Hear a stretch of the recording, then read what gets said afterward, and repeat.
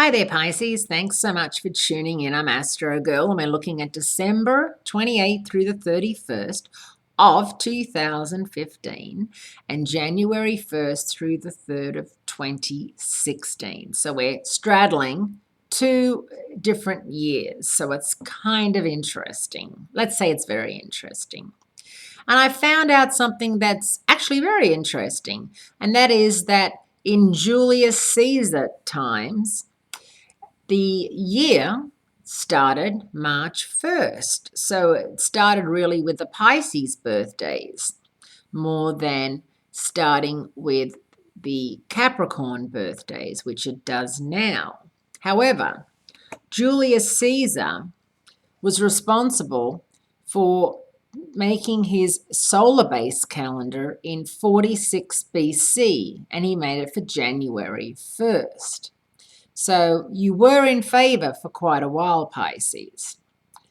Caesar was also responsible for naming the first month of the year January after Roman god Janus, who can look forward and backward with his two faces.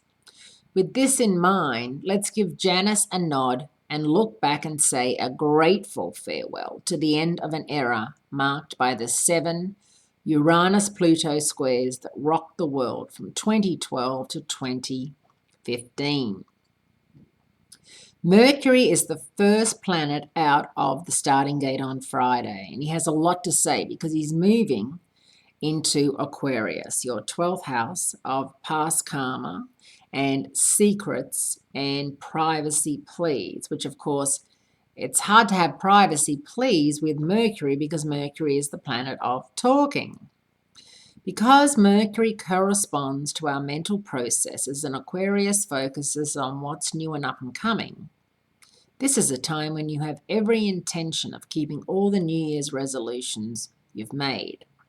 Unfortunately, there's a better than average chance you'll have to change your mind because next week Mercury turns retrograde, drops out of Aquarius and moves back into Capricorn.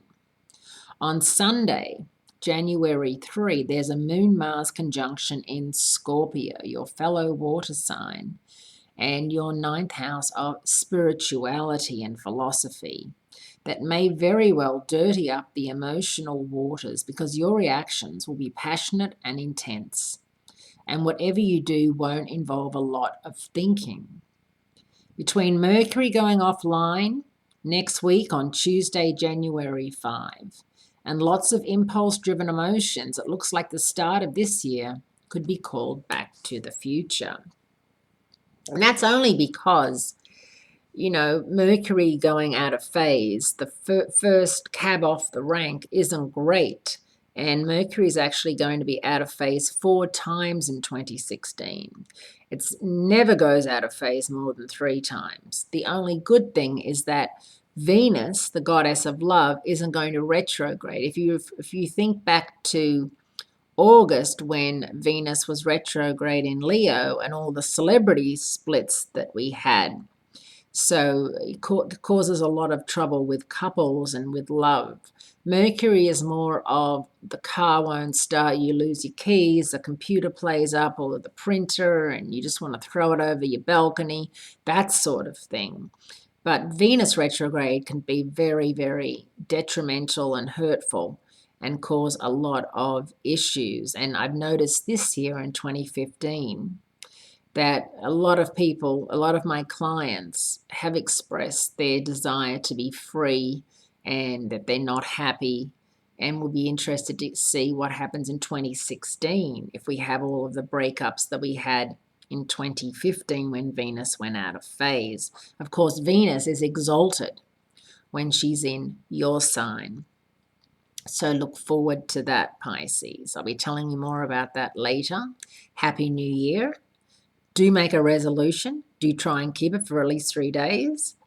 And I'll speak to you again next week.